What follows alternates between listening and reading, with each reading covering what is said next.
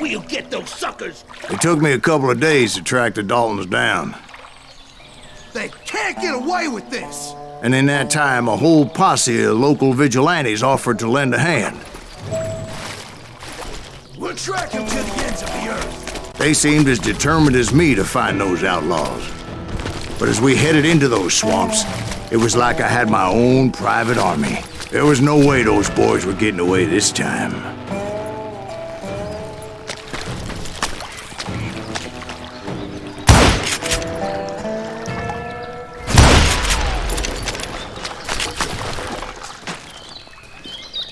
It was early fall, right? Beautiful time of year. At least you had the weather on your side. Not by my recollection. It was damp and foggy as hell. It was tough to stay on a true course, so we kept an eye out for landmarks.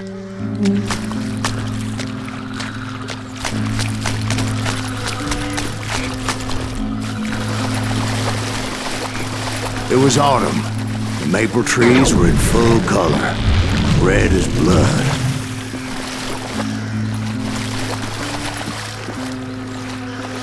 The rains that year were torrential, so the whole area was flooded.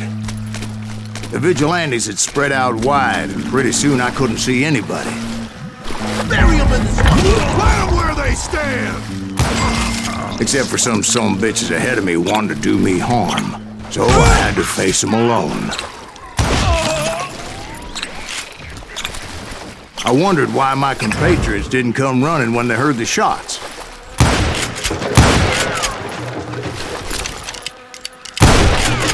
So did you find the Daltons? Not yet, but I did have the questionable pleasure of meeting a few of their friends.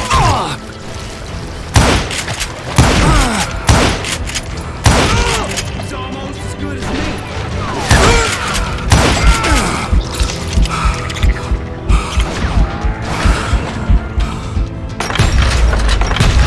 I can kill you with either hand.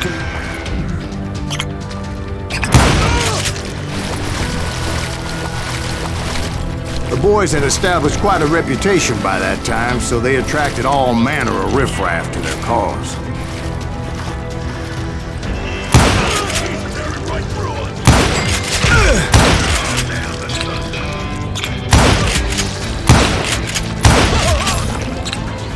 I'm gonna cut you in two.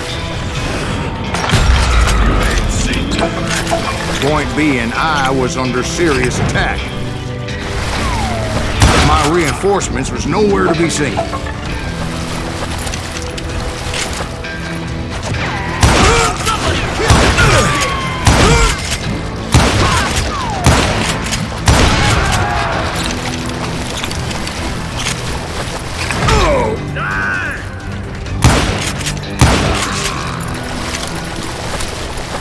But luckily, a barn materialized as if right before my eyes. I scrambled up top to get a better view. But just ended up falling inside. So, how did you get out? The barn doors was open. About right then, I saw some suspicious characters running for the bushes. Of course, I followed them. But that goddamn swamp was like a goddamn maze, and pretty soon I had no goddamn idea where I was. Steve? So I just started walking, and pretty soon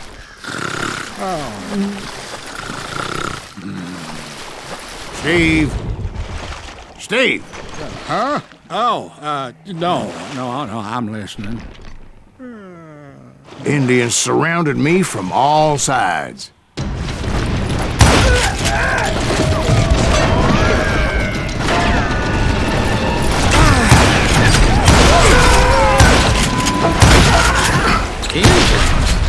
There were Indians. No. I just wanted to make sure Steve was paying attention. Now, where was I? You were following the Daltons through a swamp? That's right. See, Steve? Dwight's paying attention. Oh, I'm listening. I was just resting my eyes. So, where was I? The Daltons. That son of a Right. bitch! See, there's a reason so many outlaw gangs are made up of brothers. So did you ever find the damn Daltons? Not yet, but I did find a few of their cousins. You Kansas breed like rabbits.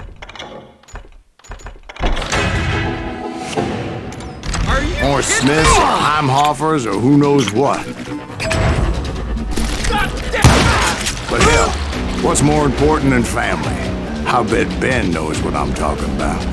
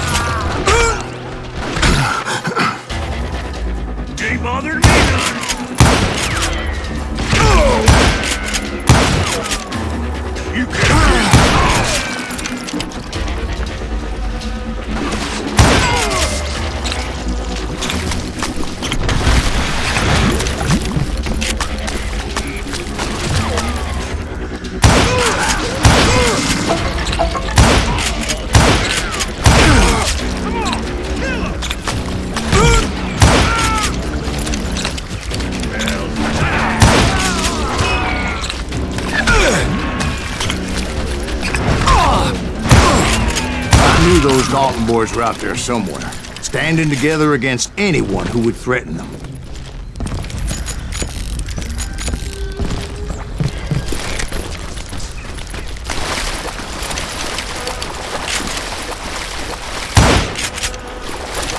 And that's when I saw it. A goddamn steamboat. A steamboat in a swamp? Yeah, Steve, but this wasn't much more than a wreck, really. But how'd a damn steamboat end up in the swamps? Guess it floated off during the flood of '89. Now, was it a stern-wheeler or a side-wheeler? What? Does that really make a difference, Steve? It was a steamboat with a goddamn army on board. It was then that a fusillade of bullets come raining down from on high, and those vigilantes who accompanied me weren't anywhere to be found. But among those men that were shooting, I thought I saw some familiar faces.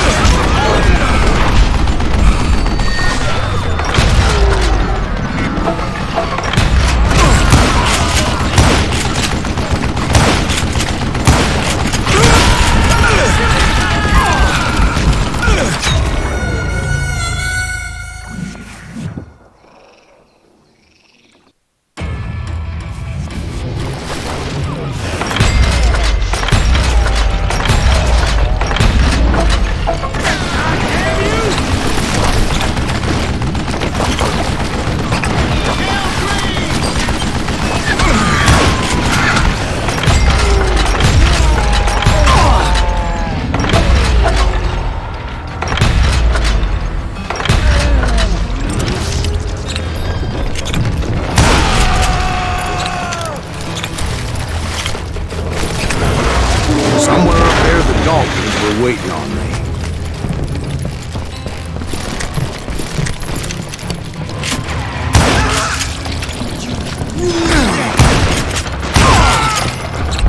Sounds like you don't give up too easy. That's the kind of man I am, Ben. I set out to do something, I'd do it. Surrender just ain't in my nature. Plus, I'm stubborn as hell.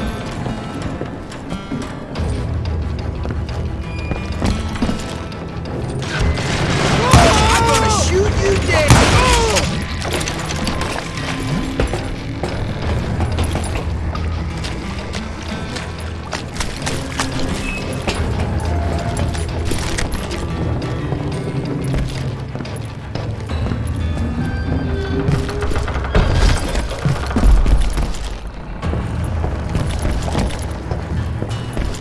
Right about then, much to my relief, the vigilantes finally arrived. Their leader motioned at a cabin in the middle of the top deck, pointing me directly at the Daltons. I finally had them, after months of dogged pursuit. But it turned out that they had me. Take him out! I'm sending you to hell!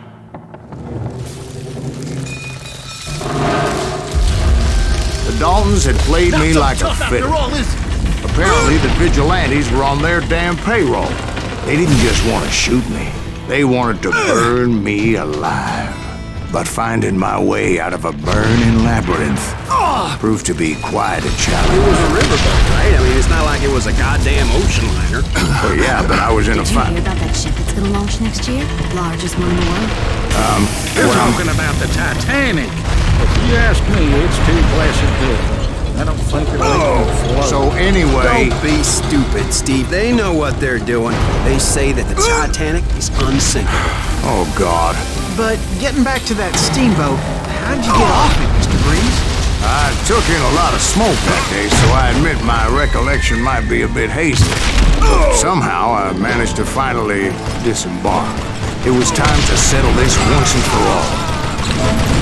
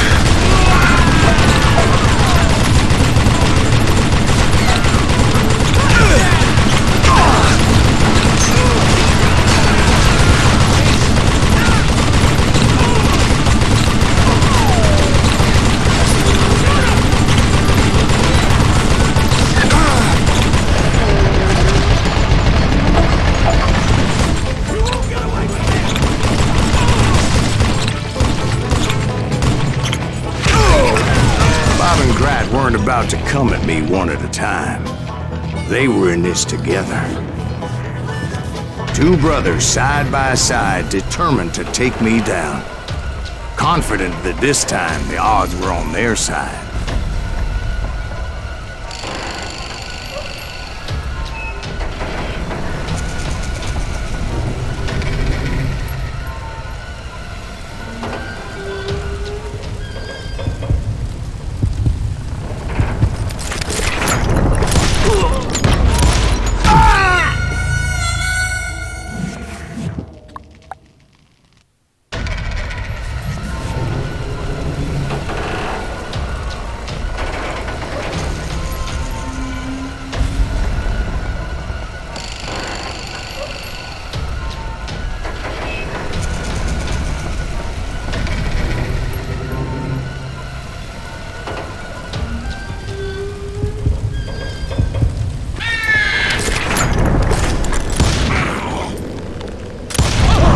They got it wrong. A sad end for those two. If they'd only known that Emmett was still alive despite his wounds. Paroled 14 years later, he moved to California and sold real estate and lived off the legend of that fateful day. And the tragic death of his two brothers.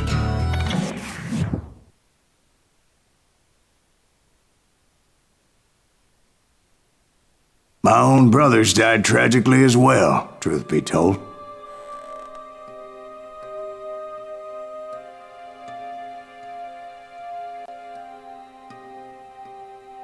It was 1868, and me and my older brothers were pulling a tidy profit running cattle into Juarez, Mexico. One night after my brothers retired for the evening, I found a little poker game in a cantina with a couple of cowboys. And I just couldn't lose. I even won an old Spanish coin that had to be 100 years old. Well, I was mighty pleased with myself the next morning as my brothers and I rode for Texas. But before we crossed the border, those cowboys caught up with us. It was Johnny Ringo, Roscoe Bob Bryant, and another asshole named Jim. They wanted their money back and everything else we had, including our lives, as those boys didn't want us coming for them later. Bob put that old Spanish coin in my mouth and said, "I won't have it said that I left you with nothing, boy." Well, those horses bolted, and there we hung as those bastards rode away. The branch finally snapped under the weight of the three of us, but being my older brothers were bigger and heavier, they were already dead. And right then I swore to myself that I would avenge them. Ringo you know about. But Bob eluded me, until I heard he was riding with the Wild Bunch.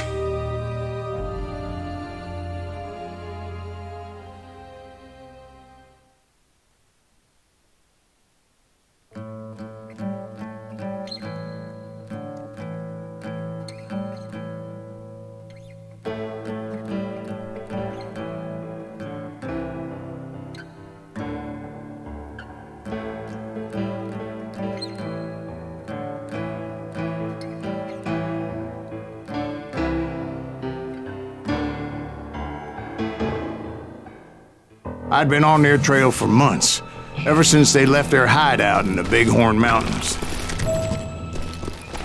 Led by Butch Cassidy, they were a loose association of outlaws who robbed banks and trains from Colorado to Montana. Among them was the Sundance Kid, and that murderous hombre I was tracking, Roscoe Bob Bryant. Were you a part of that giant Pinkerton posse after the Wild Bunch? No, boy. A circus like that would have slowed me down. Besides, I wanted Bryant all to myself. I'd heard about a large shipment of gold being transported to Wilcox, Wyoming on the Overland Flyer. They blew the bridge with the intention of forcing the train to stop. Well, I assumed the Wild Bunch was likely in the still intact part of the train high above. I was determined to make that sumbitch Bob pay for what he did to my brothers.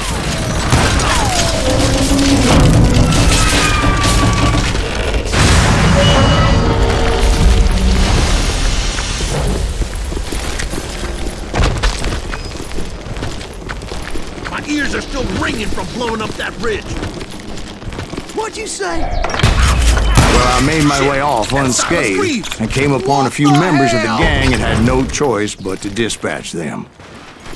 From there, I had to negotiate an even more precarious route.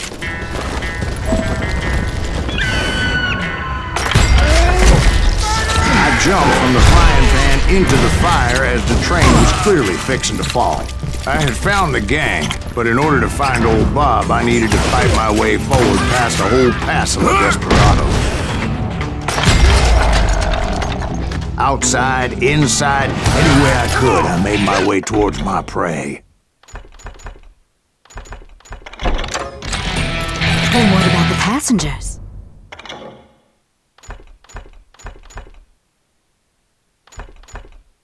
It was mostly a freight train, as I recall. There were no passengers aboard that day.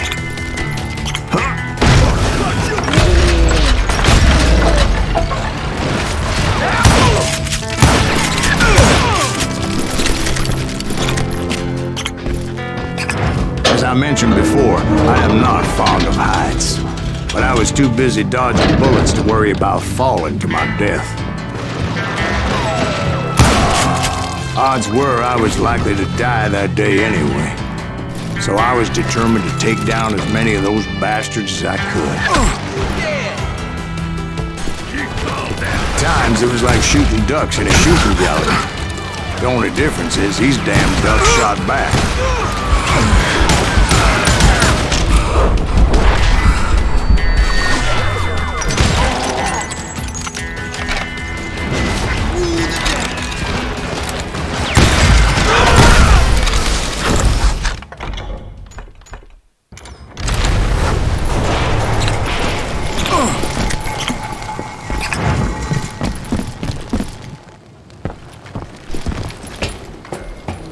kept hoping the law would show up and give me a You hand. mean like that giant Pinkerton posse that I read about?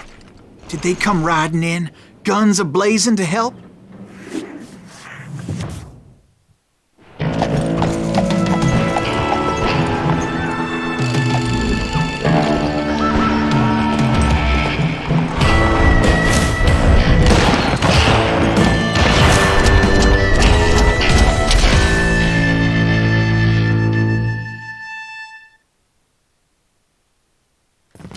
Help? From the Pinkertons? No, son. I had to fight the Wild Bunch all by my lonesome, as usual. Who the hell is that? He's out of his mind! Take cover! Retreat! Retreat!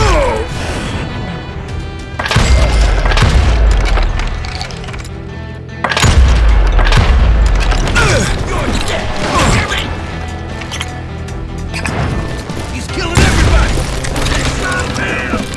He'll kill us all!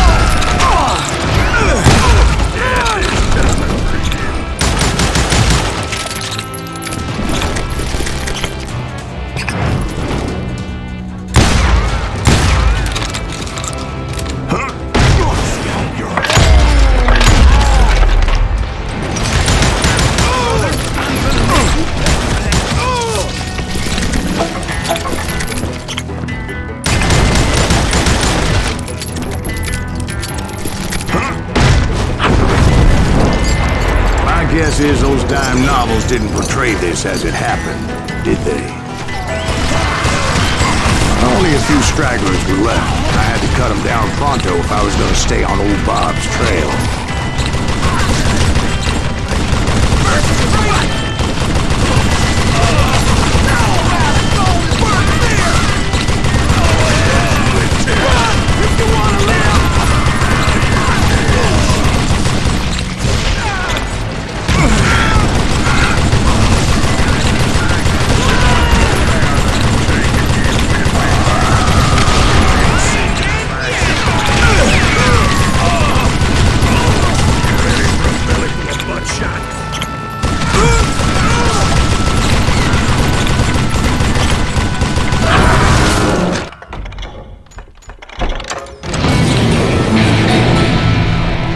Once I silenced all those guns, I went searching for my nemesis, determined to finally have my justice. But the only survivor who welcomed me was George Flat-Nose Curry. Who was he? The fastest gun in the gang.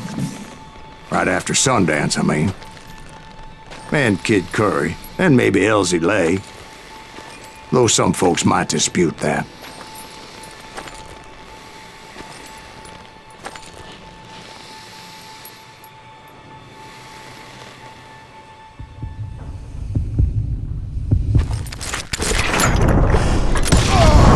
On that very same day, Butch Cassidy and the Sundance Kid decided to leave the Wild Bunch behind and decamped for South America.